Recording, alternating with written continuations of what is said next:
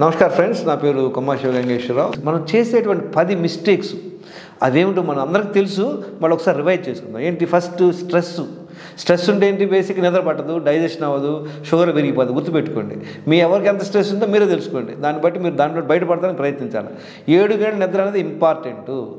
Night duty చేసే వాళ్ళకి ban పడిపోయింది కనుక వీలైనంతవరకు మానుకోండి. ఆ జాబులు కుదరపోతే మీరు అలర్ట్గా ఉండాలి. 7 అవర్స్ నిద్రపోవడం చాలా ఇంపార్టెంట్. ఎక్సర్సైజ్ అందరికీ తెలుసు, ఎక్సర్సైజ్ చేయాలి, అది తెలుసు. Process foods, package foods, coffee, టీలు ఇవన్నీ అవాయిడ్ చేయాలి. బేసిక్గా మనకి దొరికేటువంటి అల్ట్రా ప్రాసెస్ ఫుడ్స్ అన్నీ అవాయిడ్ చేయాలి, అందరికీ తెలుసు. ఇంటాక్సికెంట్స్, ఆల్కహాల్, స్మోకింగ్, తర్వాత కాఫీ, టీ కూడా అవాయిడ్ చేయాలి. అది 6th పాయింట్. అది 5th పాయింట్.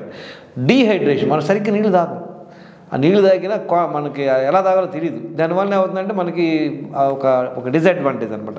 ఇంకోటి ఏంటి? కాన్స్టిపేషన్. జనాలకి కాన్స్టిపేషను, తర్వాత గ్యాసు, బ్లోటింగు, ఇండైజేషను, 2 సార్లు మల విసర్జనకి వెళ్ళకపోవడం. గుర్తుపెట్టుకోండి, ఒక్కసారి మల విసర్జనకి వెళ్ళినా వాళ్ళకి కాన్స్టిపేషన్ ఉన్నట్లే. 2 సార్లు వెళ్తాం ఉత్తమం అనమాట. నెక్స్ట్ ఏంటి? న్యూట్రిషియస్ ఫుడే తినకపోవడం. మన పొద్దున ఇడ్లీలు, మధ్యాహ్నం రైస్, వైట్ రైస్, నైట్ మళ్ళీ ఏదో దోశలు గీసులు తింటాం. దాంట్లో న్యూట్రిషన్ ఎక్కడుంది? కనుక న్యూట్రిషన్ ఫుడ్ అంటే ఏంటి? మనకి బేసిక్గా స్ప్రౌట్స్ కానీ, ఫ్రూట్స్ కానీ, తర్వాత సలాడ్స్ కానీ, ఆ తర్వాత నట్స్, కోకోనట్, డేట్స్, ఇవన్నీ మనం చూసుకోవాలి ఫుడ్లో. తర్వాత ఇంకేంటి? ల్యాక్ ఆఫ్ న్యూట్రిషియస్ ఫుడ్ అది చూసాం. తర్వాత మల్టిపుల్ టైమ్స్ ఈటింగ్. ఇదే మెయిన్ ప్రాబ్లం. మనకి ICMR గైడ్లైన్స్ ఎంతోమంది ఎన్నో చెప్తుంటారు.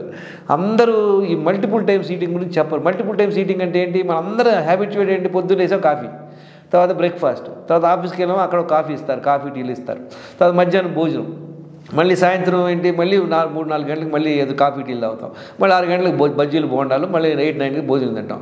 ఎన్నిసార్లు తిన్నట్టు మనం? రోజులో 7 సార్లు తింటున్నాం. తిన్న ప్రతిసారి డైజెస్ట్ అయ్యాక ఏమవుతుంది? మన బాడీలో షుగర్స్ అబ్జర్వ్ అవుతుంది. షుగర్స్ కంట్రోల్ చేయడానికి ఇన్సులిన్ వస్తుంది అనమాట.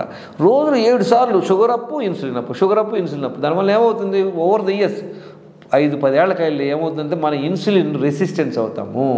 ఎవరైతే ఇన్సులిన్ రెసిస్టెన్స్ అవుతారో గుర్తుపెట్టుకోండి, ఫస్ట్ వచ్చేది బెల్లీ ఫ్యాట్. వాళ్ళకి ఏ ప్రాబ్లం ఉండదు. తర్వాత ఓవర్ వెయిట్ అవుతారు. తర్వాత PCOD ప్రాబ్లం, కొంతమందికి లేడీస్కి, జెంట్స్కి బీపీ రావచ్చు. ఆ తర్వాత కార్డియోవాస్కులర్ ప్రాబ్లం, కొలెస్ట్రాల్ పెరగటం.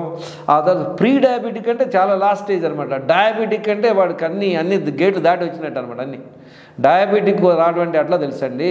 ఒక 50% ప్యాంక్రియాస్ మటాష్ అయితే కానీ మనకి డయాబెటిక్ రాదు. ఆ డయాబెటీస్ కూడా మనం మెడిసిన్స్ వేసుకుంటూ మన లైఫ్ స్టైల్ మార్చుకోలేదనుకోండి, టైప్ 2 డయాబెటీస్ వాళ్ళు కూడా కొన్ని సంవత్సరాలకు ఏమవుతుంది? ఒక మెడిసిన్, 2 మెడిసిన్లు, తర్వాత ఇన్సులిన్, వాడు టైప్ 2 టైప్ 1 అయిపోతాడు. కనుక మనం అలర్ట్గా ఉండాలి ముందే. తర్వాత 10th పాయింట్ ఏంటి? నేను చూసాము. 10th point very important. నీళ్లు తప్పించి ఏది నోట్లో వేసుకున్నా అది ఫుడ్డే. మనం ఏమనుకుంటాం? ఎవరైనా వస్తారు, ఇవాళ మేము తిరుపతి వెళ్ళామని లడ్డు ముందు పెడతారు. జనరల్గా మనం చేసేది ఏంటి? చిన్న ముక్క తీసుకొని కడకదు తినాలి. మనం ఏమనుకుంటున్నాం? చిన్న ముక్కే కదా అని. గుర్తుపెట్టుకోండి, నీళ్లు తప్పించి ఏది తాగినా ప్రతిసారి మనకి బాడీలో గ్లూకోజ్ అవుద్ది, తర్వాత ఇన్సులిన్ వస్తుంది, ఇన్సులిన్ రెసిస్టెన్స్. ఇట్లా మన ఒక్క రోజులో ఏమవ్వదు. ఈయనేంద్ర ప్రసాదం తింటే బ్యాండ్ పడుతుంది అంటాడని. ఒక్కరోజు ఏమవ్వదు. మనం ఏంటి? ఇవాళ ఈడు ప్రసాదం పెట్టాడు, ఇంకో రోజు ఎవడో బర్త్డే అని ఇస్తాడు. అట్లా మనకు తెలియకుండానే రోజులో 5-6 సార్లు తింటున్నాం. ఇది మెయిన్ ప్రాబ్లం అన్నమాట.